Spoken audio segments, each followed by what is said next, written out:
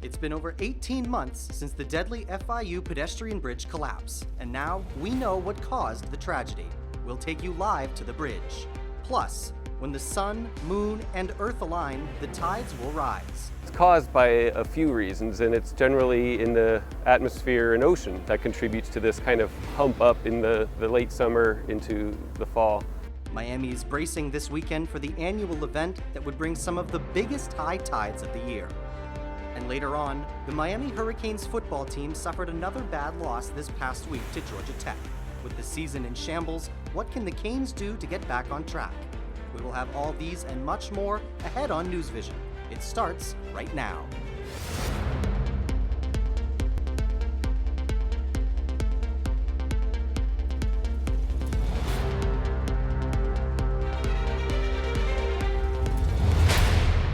Tonight on NewsVision, the National Transportation Safety Board has revealed the probable cause of the deadly bridge collapse near Florida International University. Good evening and welcome to NewsVision. I'm Grace Smith. And I'm Danny Travis. Thanks for joining us. Let's get right out to UMTV reporter Sharon Danquah at Florida International University. Sharon, what caused that deadly collapse? Yes, that's right, guys. I'm here on Southwest 8th Street where the bridge came down on March 15th of last year, killing 6 people and injuring 10 others. Now, on Tuesday, the National Transportation Safety Board issued a report detailing the reasons for the tragedy, and the NTSB says there were serious errors in the bridge design and inadequate follow-up inspections. The first reason was the inadequate design by the FIGG lead engineer, Denny Pate, who refused to acknowledge the danger of cracking within the bridge. The second, the poor review of the bridge design by the Florida Department of Transportation. And the third, the officials at Florida International University knew about the cracking and did not take action. The hearing concluded that FIU does plan to build a new bridge to connect the campus. I don't think I've ever seen one where there's more finger pointing between the parties. And you know, the finger pointing is actually correct. Everybody is pointing at everyone else. In fact, that is correct because everyone shares a piece of this accident. There were errors up and down the line committed by several different organizations and even individuals. Now, FIU does plan to build a new bridge to connect the campus to the city of Streetwater, and they also say that they'd never want this kind of incident to happen again. Reporting live from Southwest 8th Street in Miami, I'm Sharon Danquah, UMTV. Thanks, Sharon. Big news coming out of the Florida State Senate Wednesday afternoon. The decision to suspend Broward County Sheriff Scott Israel by Governor Ron DeSantis had been upheld. The news has people from both sides of the aisle buzzing and looking for answers. UMTV's Dave Downey joins us in studio for more on the vote and reactions. Dave? Yeah, thanks, Grace. The Florida State Senate voted Wednesday afternoon to officially remove Scott Israel as the Broward County Sheriff. The 25-15 vote finalizes Governor DeSantis' executive order in January to suspend him. DeSantis suspended him based on neglect of duty and failure surrounding those 2 big mass shootings in Broward County. In 2017, a gunman opened fire at the Fort Lauderdale-Hollywood International Airport, killing 5 and leaving over 40 injured. Then on Valentine's Day 2018, terror rained down on students at Marjorie Stoneman Douglas High School in Parkland, leaving 17 dead and another 17 wounded. The Senate vote goes against the findings of a special master appointed by the Senate who determined the governor's team failed to present enough evidence for termination at the time. However, on Monday, a state Senate committee recommended the suspension to be upheld. The 9-8 vote by that committee took place during a special session where they heard from lawyers on both sides. Israel is a Democrat and has accused the Republican governor of having political motives for removing him. Israel has vowed to run again next year in 2020. If Broward voters choose to re-elect him, DeSantis says he will not try to move him again. Grace? Thank you, Dave. And speaking of Governor DeSantis, he is also in the news with another controversial decision. NCAA athletics were shocked when California signed a pay-for-play legislation to allow athletes to make money, and now Florida may follow suit. Our sports anchor Maxwell Trink has some more details on this breaking story. Yeah, guys, big news that's rocking the world of collegiate athletes as Florida Governor Ron DeSantis has endorsed a pair of bills that will allow college athletes to make money.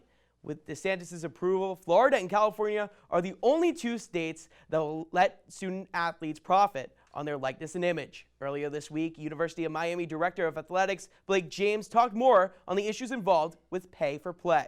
We need to continue to change what it means to be a student athlete. I do think there will be something nationally, whether that's state by state, which I think creates a lot of challenges, because if everyone isn't playing by the same rules, I'm not sure how it exactly works. And so hopefully it's something that either through the federal government or through the support by the states.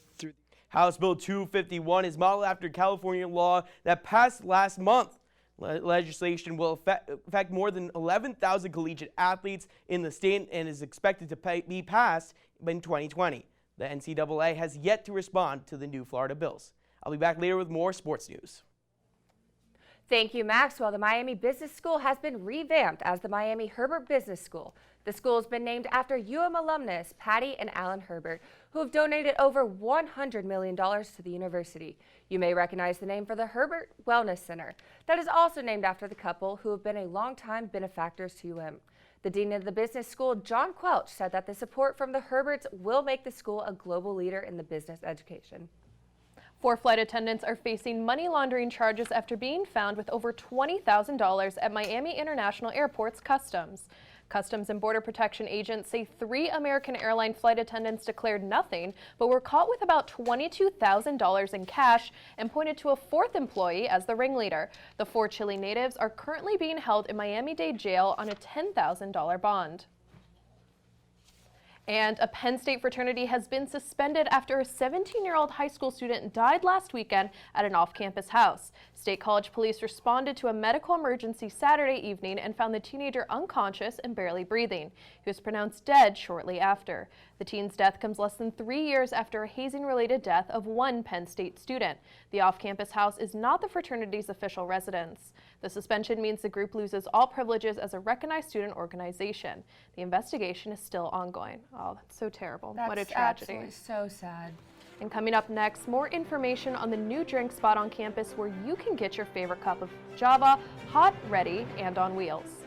Plus, Miami's Jungle Island has transformed into something beautiful and bright for the season. We take you to that event that's leaving visitors dazzled. And tonight, Miami is preparing for more king tide trouble. Well, one UM expert says about how bad this round could be and where we will feel them most. Clouds are quieting down, but we're still watching this one area to watch over the Bay of Campeche. The National Hurricane Center gives us a 50% chance of development within the next 5 days. I'll track that and tell you if there's a risk for any impacts here in South Florida. I'm also going to connect the winds and the storm risk that we have ahead this weekend. There's little signs of a cold front, so that means the heat and humidity will remain in place. Stay tuned for NewsVision. I'll have your full forecast coming up.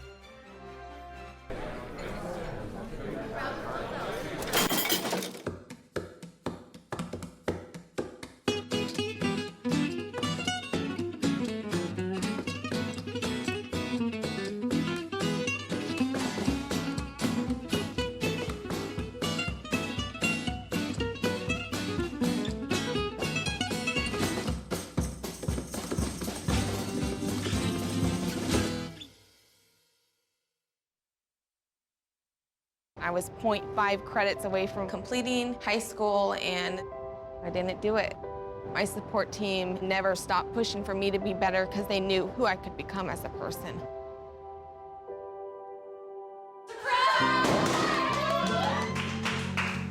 I've been given an opportunity, and I'm just thankful for it.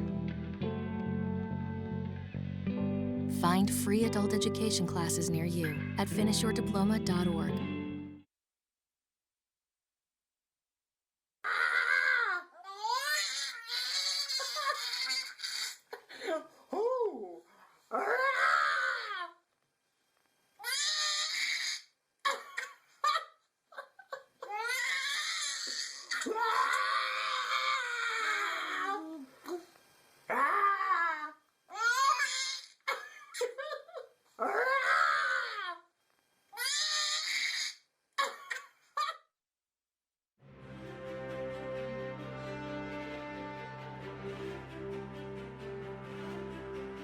Most students spend Wednesday at the farmers market, but yesterday some students got up extra early for yoga on the green. The event was hosted by the Veteran Student Organization of UM and offered a moment of relaxation during a beautiful day. But it was great just to breathe and connect and just pause and slow the world down. Life as a student gets pretty hectic, and this was just an hour of time that it really slowed the entire world down, and it's allowed me to really kind of hone into who I am and what I'm dealing with. Wellness for the event and is currently gearing up to participate in Homecoming's Hurricanes Help the Hometown next month. More than 20 UM lecturers and adjuncts have displayed their best artwork at the 2019 University of Miami Annual Faculty Art Exhibit in Wynwood. There is no set theme for this art exhibit, but some of the artists say they wanted to portray a deeper meaning behind their artwork. I'm trying to think about how to navigate one's identity in a world where you're both physical.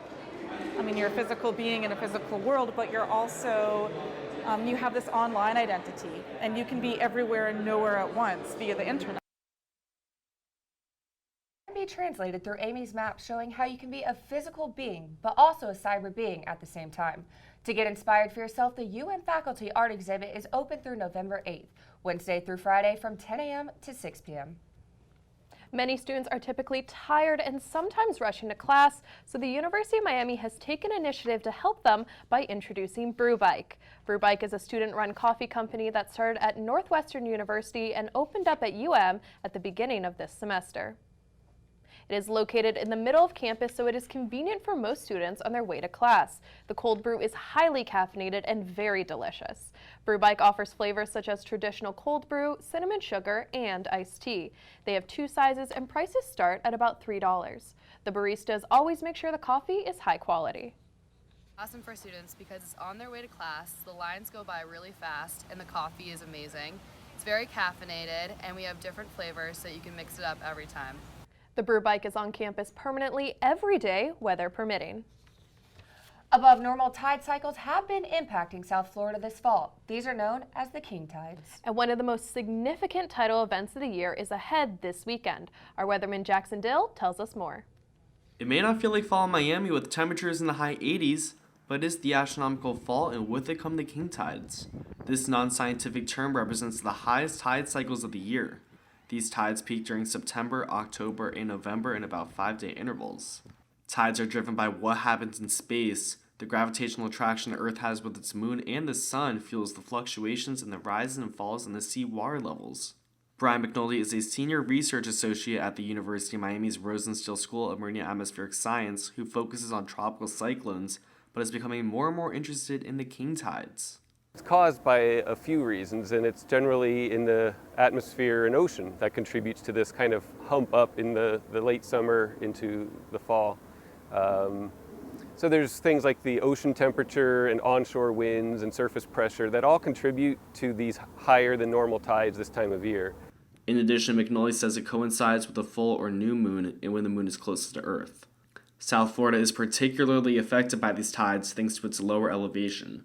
Just last month, portions of Brickell in downtown Miami and Miami Beach, which are the most vulnerable locations in the area, experienced flooding, mainly causing disruption to travel. Another round is ahead this weekend thanks to the new moon. This chart explains all the tide cycles that have occurred and are forecast this year at Virginia Key and Miami. Notice the 2 distinct humps at the ends of September and October representing the most significant king tides this year. King tides happen because of what occurs in space, but are they also related to climate change? So in the last 25 years or so, sea level has risen about 5 inches here, and that is speeding up. So in the next 25 years, it will absolutely be more than 5 inches. So yes, climate change is a component, and yes, they will get worse with time. The king tide that will happen this weekend is expected to be above 2 feet over regular tides and will for sure bring flooding to portions of Miami Beach and Brickell. Oh man, it's so scary that something annual and regular can be so much worse by climate change. So it looks like I'm going to need my rain boots if I want to leave my apartment this weekend. Yep, it's just going to get worse with climate change, which is quite unfortunate. But speaking of the environment, let's take a look at the weather right now here in Coral Gables. It's a toasty evening out here. There's a current temperature of 84 degrees, but feels much higher out there with a high with a feels like temperature of 89 due to that high humidity.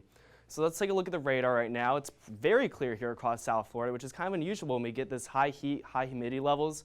If we take a look at the sweeping radar as we zoom in on Miami-Dade County, yeah, it's very dry. There's the shower well far off Miami Beach, so we may have to track that as we get into tonight. But I expect mainly dry weather, and this is thanks to this large, expansive upper level ridge of high pressure, which is making for some dry air aloft, keeping us very dry. But there is this invest that we've been watching that I talked about earlier. That moisture is going to gradually move to the east following this jet stream over the southeast, and that's going to lead to increased moisture levels as we get into this weekend. So the futurecast is going to show us well. We're going to see more pop-up showers as we get into Friday. But then look at Friday night. Big area of clusters of thunderstorms expected. So have your rain gear as we get into Friday night.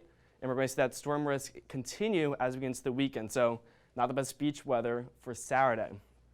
Speaking of the beach, yeah, we're going to have this long fetch of winds tracking toward Florida. And this is going to aid in that storm risk, because when we get those strong winds blowing that moisture on shore, that's really going to increase that risk for rain. And it's also going to make for larger waves.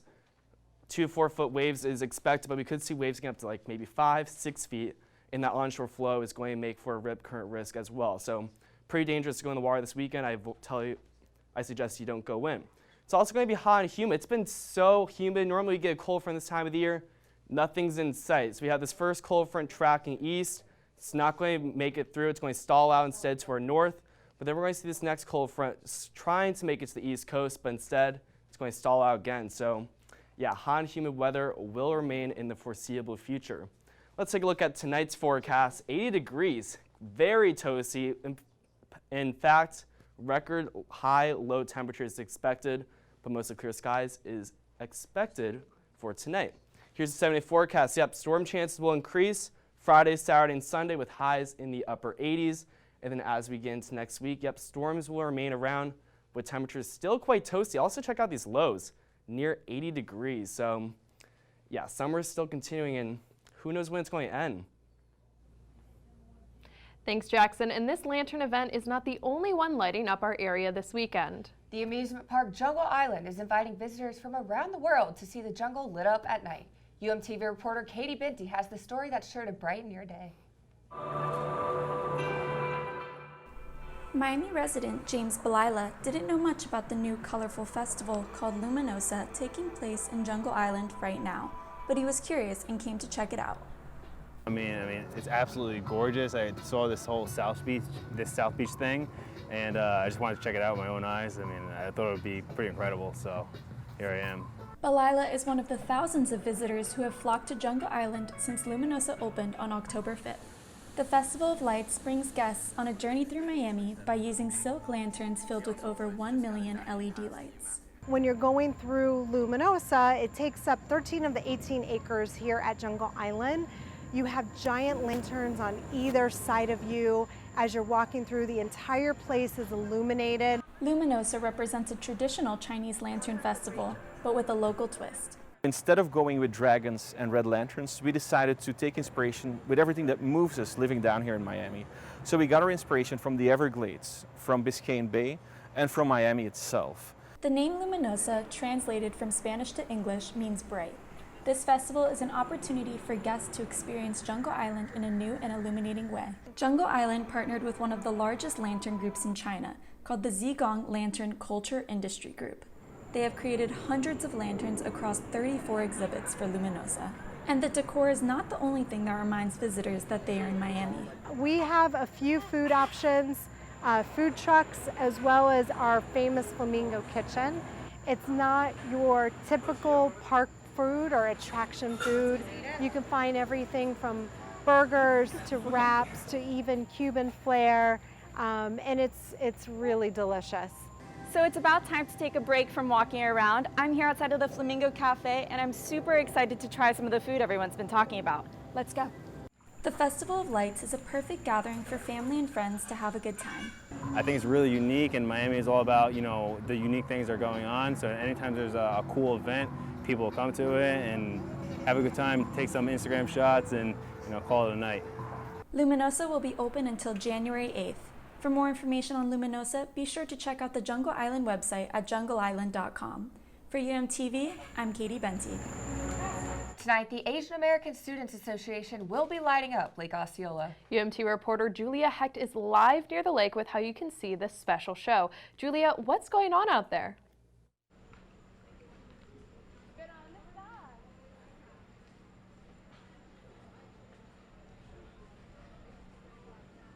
I'm here at the courtyard of the UM School of Architecture for its 3rd annual Lantern Festival. The Asian American Student Association is encouraging all students to join them for cultural activities, a farmer's market, and of course, a beautiful lantern display over Lake Osceola. These lanterns will be filled with handwritten wishes and messages, which the water will take away. If you want to come check this out, the event is tonight only until 9 p.m. I'm Julia Hecht reporting live for UMTV. Back to you guys at the desk. Lights around during the holiday season since moving to Miami, but I gotta say those events are gonna make up for it. 100% agree. Still ahead on NewsVision, the Canes are set to take on Pittsburgh this weekend. And basketball season is getting ready to tip off, and we are talking to coaches at Media Day. Maxwell Trink is next with sports. And be sure to join UMTV later tonight for the taping of our later night comedy show, Off the Wire. Right now, they're getting ready for their Studio C. We hope to see you there. NewsVision will be right back.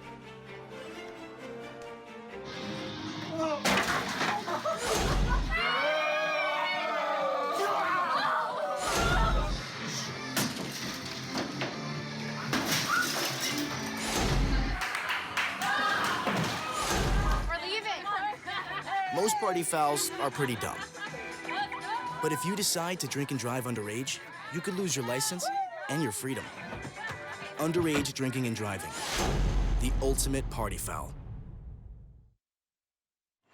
Did you know kids who play outdoors have healthier lungs? Totally. Did you know that boys that play with dolls make better husbands?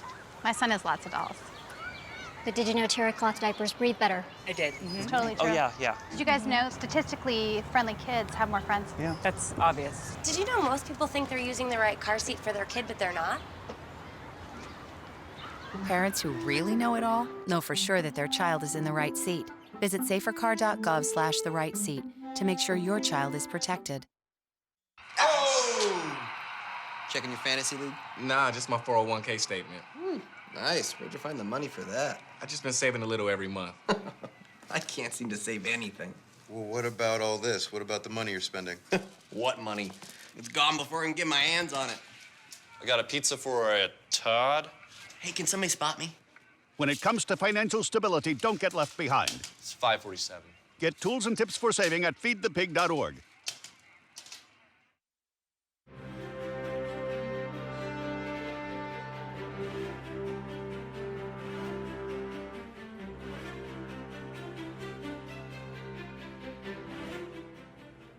Thanks for sticking with us. I'm sports anchor Maxwell Trink. After losing to the Georgia Tech Yellow Jackets, Hurricanes football now sits at the bottom of the Atlantic Coast Conference. The Canes are now 1-3 in conference play, with their only win coming against the Virginia Cavaliers. For the first time in 5 games, Miami heads on the road to Pittsburgh to take on the Pitt Panthers. So far this season, the Panthers are second in the ACC's Coastal Division and are 3-1 at home. To remain bowl eligible, the Hurricanes must win 3 of their next 5 games. Kickoff is set for noon on Saturday at Heinz Field.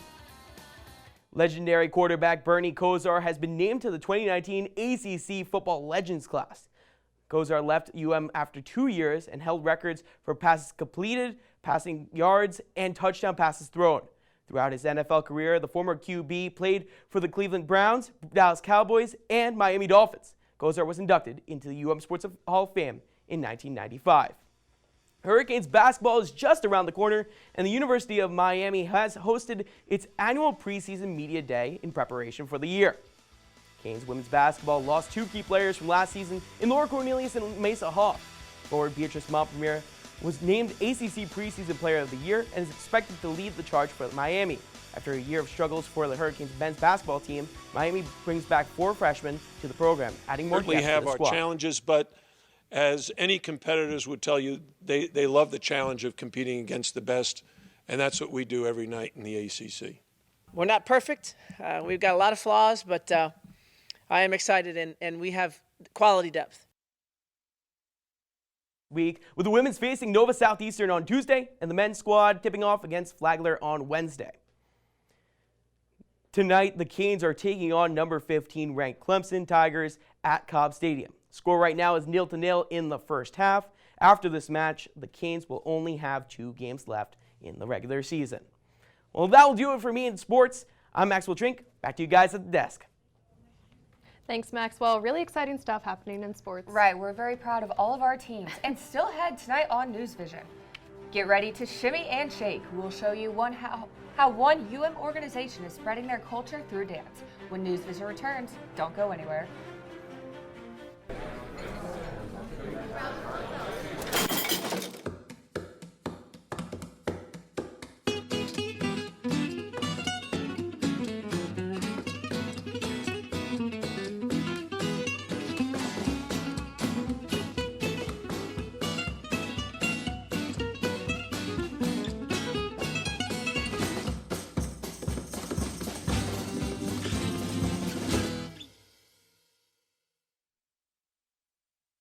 I was 0.5 credits away from completing high school, and I didn't do it. My support team never stopped pushing for me to be better because they knew who I could become as a person.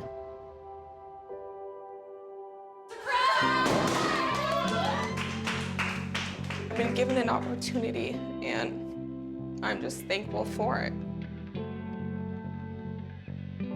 Find free adult education classes near you at finishyourdiploma.org.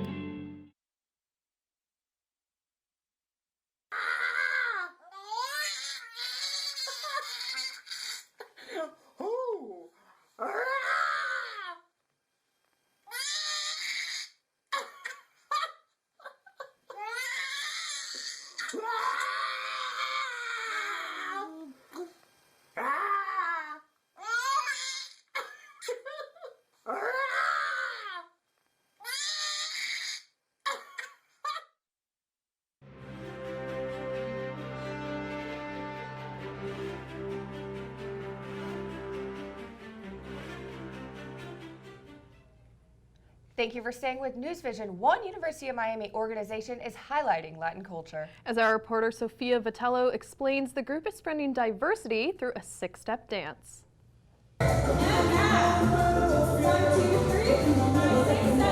Throughout the semester, UM student organization Salsa Craze has been bringing a little more spice to the Hurricane Food Court. Well, the goal of Salsa Craze is to educate people about Latin culture and Cuban culture here in Miami.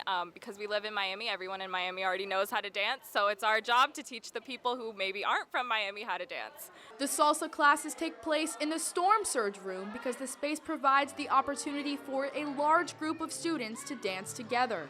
About 100 people attend regularly. It's really just such a beautiful dance. Like, this is literally the highlight of my week. I'm not good at it, but I love coming.